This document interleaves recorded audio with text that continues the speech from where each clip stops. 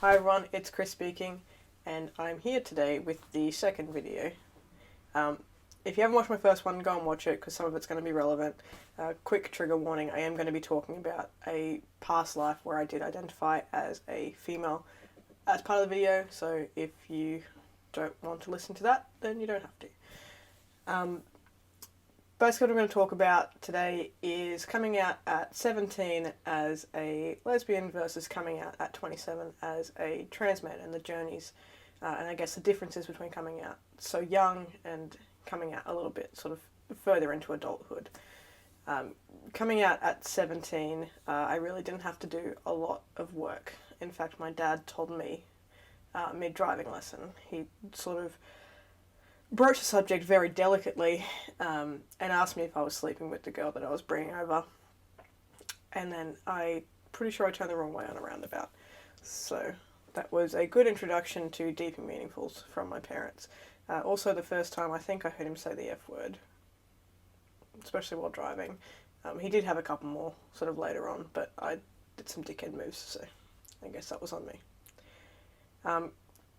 When I was 17, turning 18, or I was in uni, I thought I was an adult. I thought I had it figured out. I was wrong. I didn't have any responsibility to anyone but myself. All I cared about was playing video games, and at that time, chasing girls. So everything that I had was provided for. So my parents looked after the roof over my head, my food, my health care, anything remotely adult, I didn't touch. I didn't have to do anything.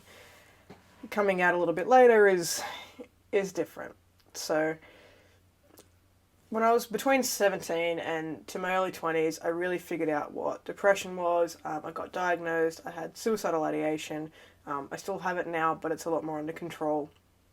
I was admitted into therapy. I had a psychologist and a psychiatrist. I got prescribed antidepressants, which sort of made me numb. And although those feelings that I had back then, I thought it was all confusion about being gay, they make a lot more sense now that I'm a little bit older and I have been off the antidepressants for a good 4 or 5 years. But it is different. They're very different.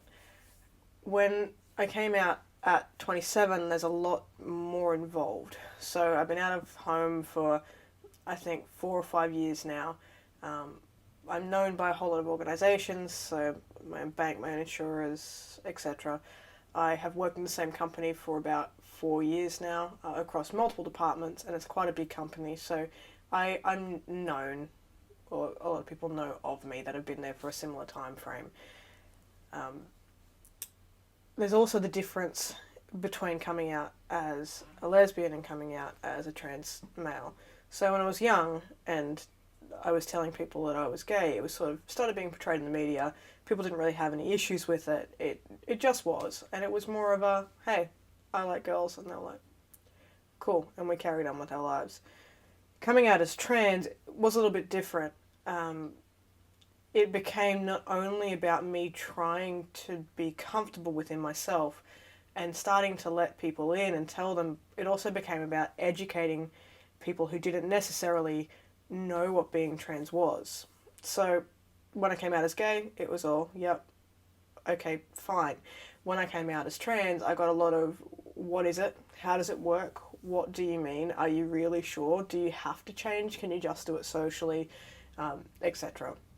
I got asked a lot of questions initially that I wasn't ready for. I'd researched all this stuff about being trans, but I wasn't quite ready to have those conversations with people in my life.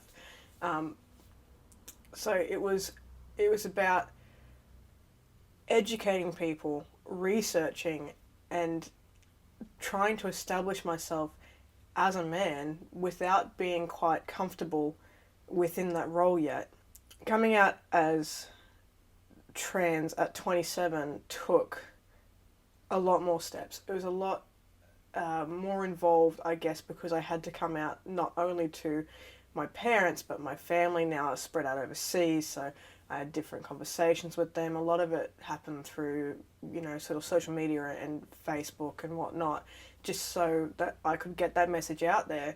I've only just recently sent them the link to the first video on this channel so that they could, if they wanted to, I'm not going to shove it down anyone's throats, but be involved and I guess share the journey.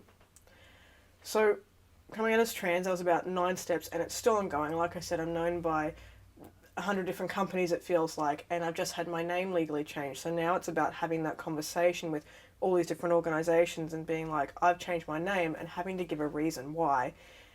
But it sort of went a little bit like this. So, one, the event happened, which changed my life, and I started questioning everything.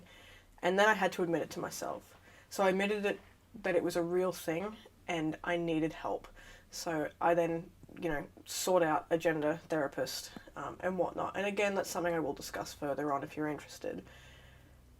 I told my immediate family over dinner. We sat down, and it was my mum, my dad, and my sister, and I said, I'm questioning my gender, and I'm seeking help because I don't know what that means. They all took it very well. I've been very, very lucky in the coming out process, but it was just one step. I had a meeting with my direct boss, and I said, all those times you pulled me into the office and I said that I was okay, I'm not okay. And we talked about how I could best tell my immediate team of about 20 people how, what would be best for them in terms of coming out. And I ended up sending an email, and those who wanted to respond responded, and those who didn't. Again, I'm not here to throw it down anyone's throats. I started asking my close friends if they would call me he and him, and just use those pronouns and experiment, and just saying that I'm interested in seeing if this fits for me. That led on to asking my family to do the same thing, to use the he and him pronouns. It wasn't super comfortable, and that's something else I will talk about a little bit later. And then I came out as male to my friends and family. Yes, this is more comfortable. I want you to call me this. And then we had a bit of a learning experience. I then had to tell work again, so I went back and I came out again. I came out as not just questioning and using my new name, I came out as a man, and I want you to use he and him pronouns, and I want to use the male bathroom, and everything that goes along with that. Like I said, the process is ongoing. I'll update sort of what's happening in that journey, but they were very different. Coming out younger and coming out now have been very different experiences. And I think what it boils down to is that all of our experiences are different, in the LGBTQ plus community, and that's okay. They're all complex in their own ways, whether you're coming out at 15, whether you're coming out at, in your 20s, 30s, 40s, etc. But everyone's story and everyone's voice is valid, and it's important to remember that. It's hard, and the fact that it might be harder than you think doesn't mean that it's not worth it. So if you've watched till the end, thank you for joining me. I will expand on a whole bunch of points that I've made if you wanted to, I guess, hear about my experiences. Just want to put a disclaimer in there that this is my experience. I don't speak for anyone else. It's purely mine. So thank you again. Remember that you are valid, and I'll see you next time. Yay, we're done.